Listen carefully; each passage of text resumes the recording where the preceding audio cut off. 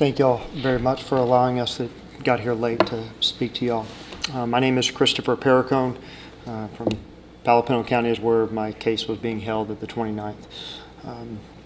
I didn't have any intention of really speaking, although after listening to the people that are here, I'm compelled to speak because the majority of cases y'all probably deal with are people that have lost their children from these courts that are corrupt. And there was a time in our country when you would say a black robe, like the Black Robe Regiment, was a very positive thing. If it was men and ministers, really, that would defend the family. Now we say black robe, and it terrifies me because now I see them as these judges that destroy the family. I was in the military. I served in special ops combat tours, and I took an oath, just as the lady said, just as we say in our Pledge of Allegiance, to the Republic. It's a rule of law, not this good old boy system, democracy where majority rules. It's a rule of law. I was the elected mayor of a town 4 years ago. The last time I saw my kids in that possession then was December 21st, 2019. And my children were taken away from me, and I have not seen them since with no reason. And most recently, on June 10th, I'll say this from Judge Moore, because I dared to pray with my children when I was able to see them in school after I found out where they were hidden, and I pray with my son. I share scripture with him. The judge declares that as family violence. Therefore, all your rights are severed under temporary orders. Now, I don't come here to complain and gripe.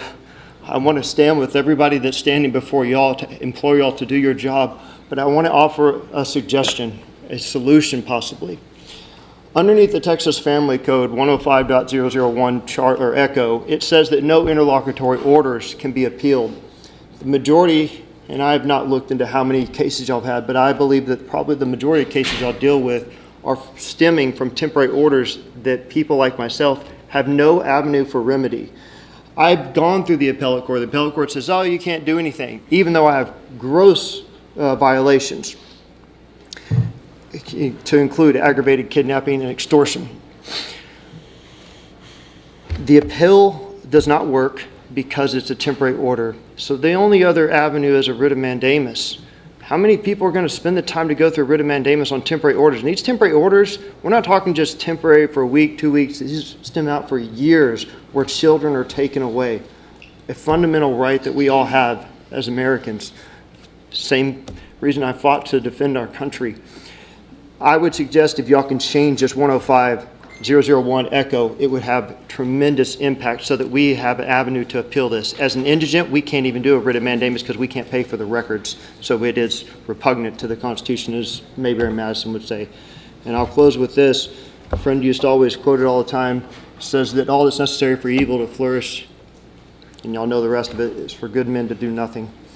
I'm imploring y'all stand up and do something.